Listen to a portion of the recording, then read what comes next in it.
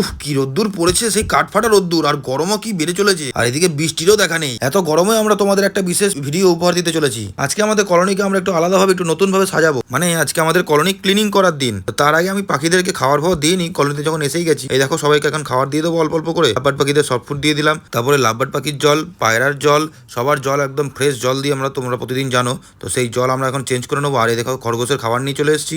খরগোশকে, মুরগিকে সবাইকে অল্প অল্প করে খাবার দিয়ে দেবো। বন্ধুরা, আমাদের খরগোশের বাচ্চাগুলো দেখতে পাচ্ছ, এই বাচ্চাগুলো কিন্তু এখন বড় হয়ে যাচ্ছে আস্তে আস্তে।